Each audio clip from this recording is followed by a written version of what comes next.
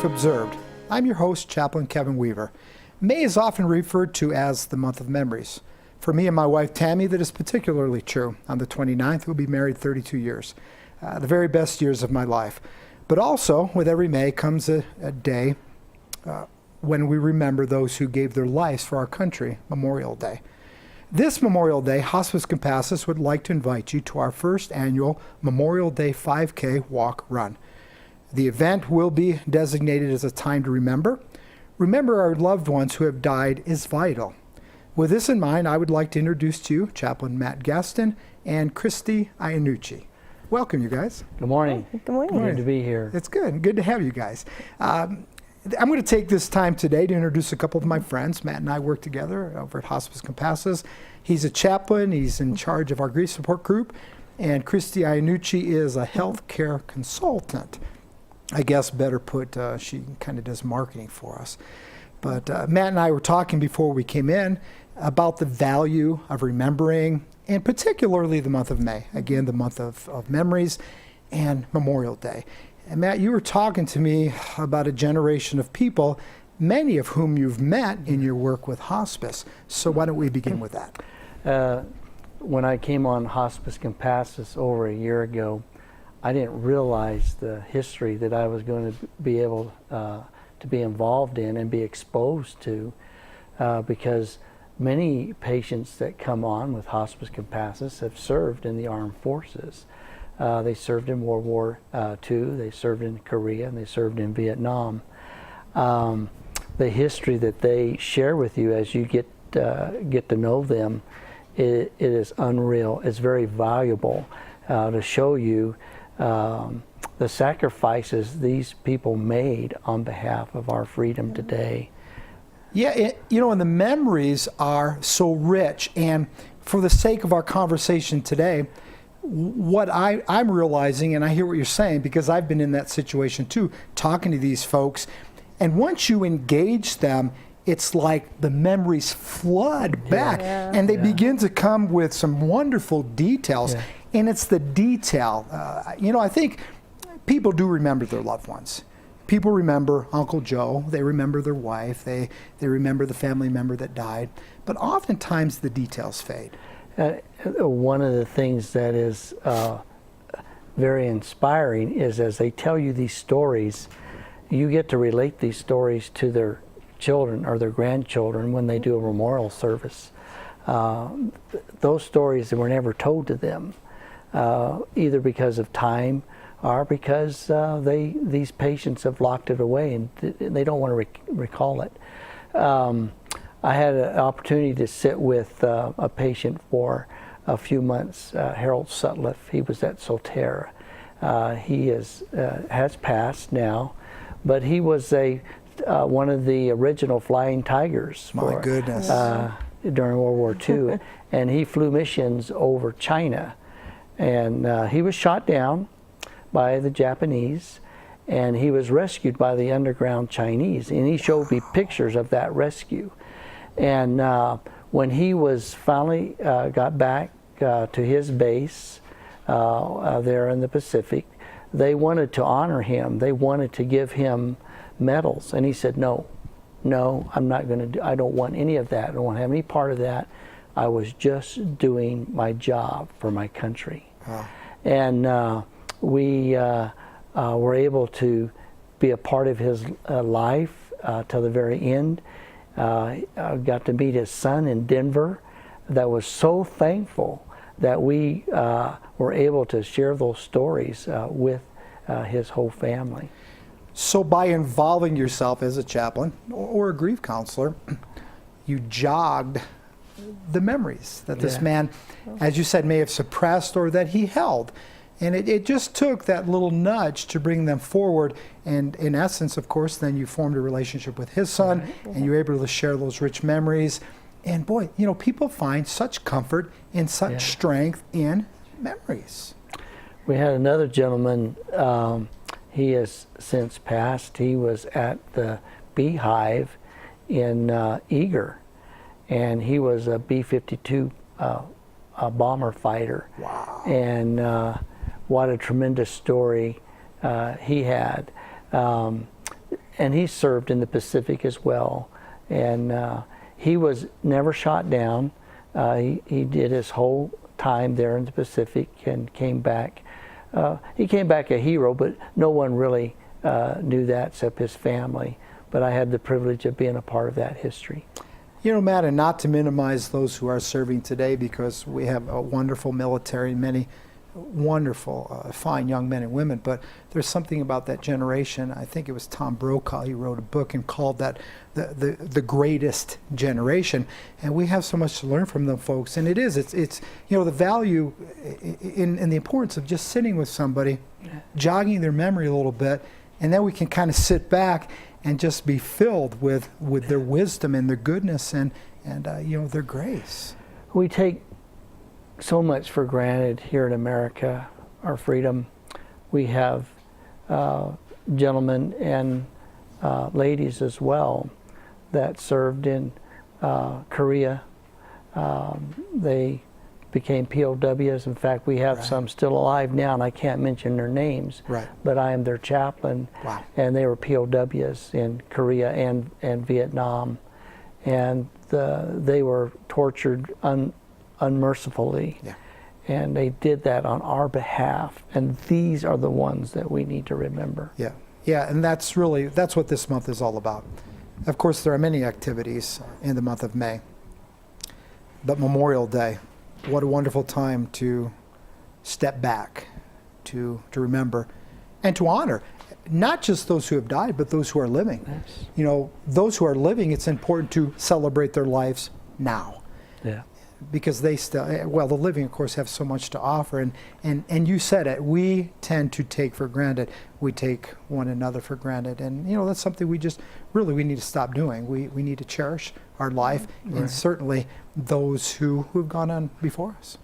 I don't know how many more stories you want me to tell, but because we have many on hospice compasses that have served our country and served our country well. I have one that is alive today, and I can't tell you the name, and I can't tell you where they're at, but he was the last infantry to come off of Incheon during the Korean War. They were protecting the royal family as they boarded the plane. He was the second to the last plane to get off Incheon when they were overran by the Chinese, and that was under General MacArthur. Amazing, amazing. Yeah, I mean, we don't have a lot more time to talk with this segment, but we certainly want to hear more, and we're hogging all the time. Christy, anything you want to jump in here with? No, I'm putting you on the spot. No, not at all. You know, I really appreciate what you were saying earlier, just about, you know, when we remember, just really kind of getting down and remembering the details. Yeah. Not just, you know, about that person, because those are the things I cherish the most. Like, for example, when I think of my grandmother, and it's not just about her, but sometimes those little things, how she used to just bug me, and it used to drive me crazy because she had to watch the news all the time. Yes. And she had to not just watch it at 5 o'clock and at 6 o'clock, but at 5, 6, 9, 10. But it's those little things. Those are those things that you can just really, you know, cherish and bring out, that we remember about our loved ones. So I really appreciated that when you said that. Well, thank you. And actually, this is how this works, because when you said my grandma, my wife's grandma just rushed back into my mind. We lived with her the last year of her life, and her name was O.C.C. Root. She's a little Pentecostal woman, and she would just turn on gospel TV or gospel music, and you could hear her kind of dancing around in the room, and all of a sudden, my wife and I, we'd hear a thud. We'd come running out of the room. There she'd be just laying out, you know, on the floor. She'd be fine, and we'd go back into doing what we were doing. And that, I mean, that was Grandma Osi, and she loved the Lord, and she just would get so excited. And it would, I mean, that just rushed back to me. So thank you. And of course, Matt, what just came to you? Well, I appreciate my Grandpa Talon. He served in World War I and served our country well. He came back whole. He came back without any injuries. But I am proud that he served in World War I. My father served in World War II. And my uncle served in World War II and came back injured. But all my family has been part of the protecting our country, and I'm thankful for that. We have only a couple of minutes left, and I really want to get to this point, because what just happened in this, let's call it a grief support group that we've had today, can happen as people gather in grief support groups, gather with family members, maybe gather with church groups. I think this type of a setting is important. Matt, we have 2 minutes. What do you have to say to that? Well, it is through groups that we engage one another to heal. Yeah. I'm thankful that we have a group with House of Compassus, and we do that every Tuesday, and we watch people begin to heal as they come in a group setting. It's amazing to watch people go through that journey and transition, as you said, into healing. Mm-hmm. There is hope through healing. Yeah. And that healing, oftentimes, I mean, it is so important. I can't stress this enough, that people don't isolate. They find folks that they can trust. And even here in this little group, here's 3 people, and we trust one another. And we're sharing openly and honestly. And as we go, I wish we had more time, because it becomes very rich, very healing, very joyful as we share. Anything else either of you want to add? I mean, this is cool. I wish we could go on more, but we're going to have to take a break in just a few moments. Well, I appreciate being here. I enjoy what I do with Hospice Compassus very much. Thank you, Matt. My good friend, Matt Gaston, my new friend, Christian Nucci, you guys, thank you for being here, and we'll be back just in a moment. Thanks.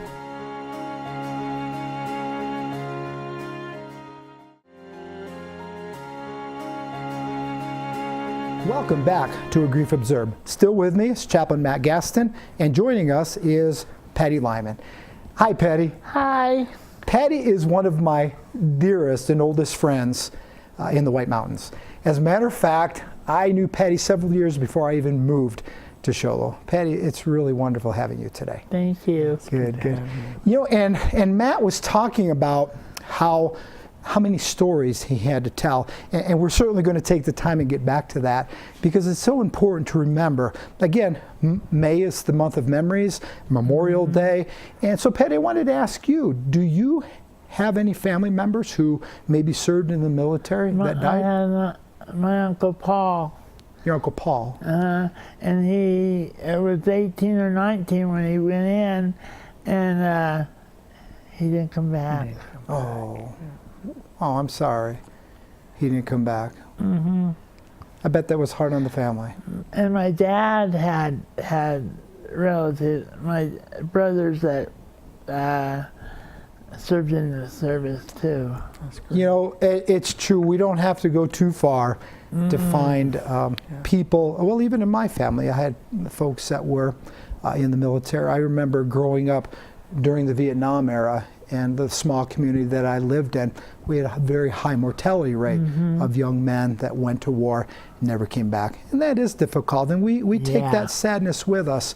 But we are so thankful that young men and young women will selflessly put themselves in those situations so that we can still enjoy the freedoms that we have.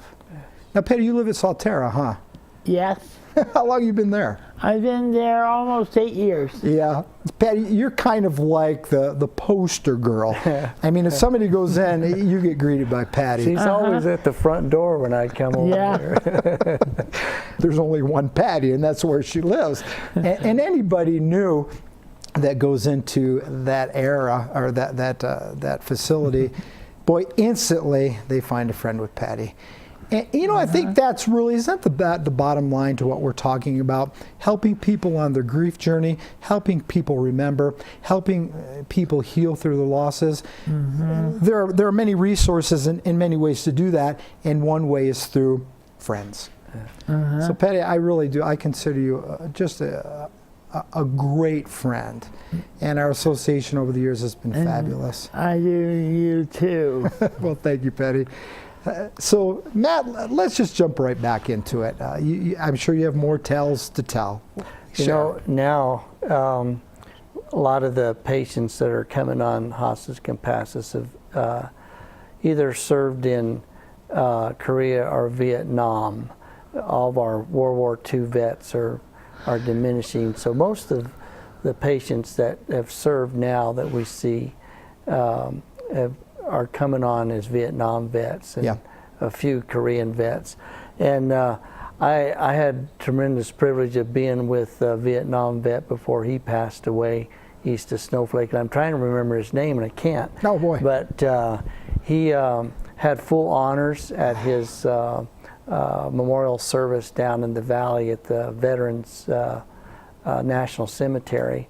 I was blown away by the prestige of that memorial service that we give our servicemen.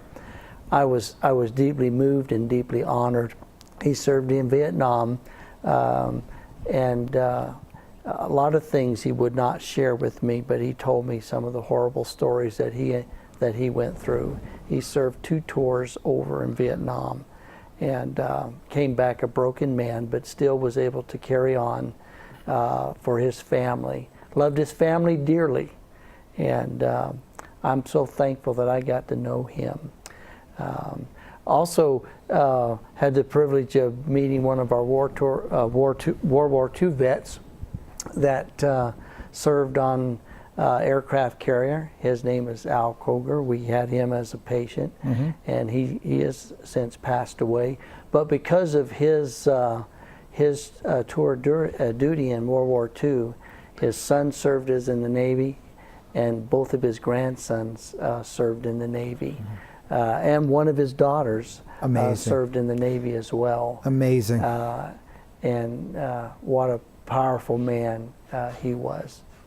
You know, just sitting around talking about those folks, and we didn't really have to even know them other than the short time that they came into our life, you know, through a job or through a caregiving situation. We feel close and we feel connected. Like your uncle, I didn't know that you had an uncle that died in war. And Patty, I can instantly go to that place of empathizing with you, sharing your sorrow, even though it has probably been many years ago. We can go there, and that's the value and the importance of coming together as groups, as community, as family, and sharing. What branch of the service was your uncle in? Do you remember? Army, I think. He was in the Army, yeah. It's amazing how many guys that I have seen with hospice compasses that served under General Patton in the Army. and he was a general of living color. Oh my goodness. But they enjoyed serving under him, old blood and guts. That's what they called him. And we're very fortunate to have a general like him because he got the job done. Yeah, yeah. Well, and you're right about that. I mean, what can you say about those folks that have gone before us? And again, I'm not that involved or attached to the military these days, so you don't hear the big names like that. And of course, only history can bring that forward. But again, we have so much to be thankful for. And you know, this is good. It's rich. It's important to sit, to share, to discuss, to memorialize, to remember. And anything else, Patty? Any other people? Well, your mother. Now, your mother died how many years ago? Now, she wasn't in the military, but how long ago did she die? She passed away in 2006. Oh, my goodness, it's been that long ago. Yeah. Almost 8 years. Yeah, you know, and as soon as you said that, 2006, again, the value of sharing together and bringing memories back. I remember your mother and you as and of course those in the community who knew Patty and her mother. I mean, they walked everywhere. Yeah, my mom, they knew my mom as the lady that walked Sholo. The lady that walked Sholo. And it's true. It didn't matter where you went in Sholo. There was Patty's mom. My mom would be up in front of me, and then I said, "Mom, you go your pace and I'll go mine." Yep. Yep. And she wouldn't leave me if I was back, way back. She wouldn't leave, and she would go wait for me, and you'd always catch up, wouldn't you? That's good. She would go 4 times to my 1 through the park. She'd make 4 laps Yeah, to your 1 lap. Yeah. Actually, Patty, that's a wonderful caveat into what's happening at the end of this month. On Memorial Day, Hospice Compasses is having our first annual Memorial 5K walk run. Now 5K, if you don't know, that's 3 miles.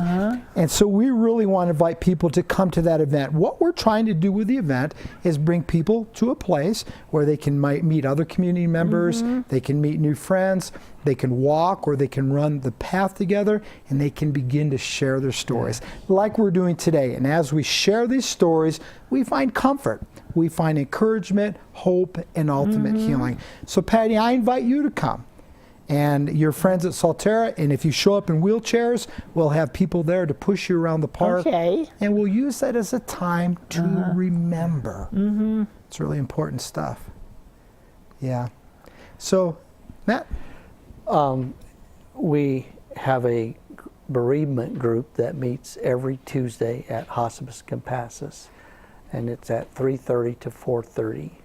And if you have experienced the loss of a loved one recently, or even as years ago, and you're still having a hard time, we invite you to come and be a part of the group. Yeah, and we've been emphasizing that today, Matt, and so thank you for saying that again. It is very important to not isolate, to find groups, and find not just a group, but find people that you trust and confide in them.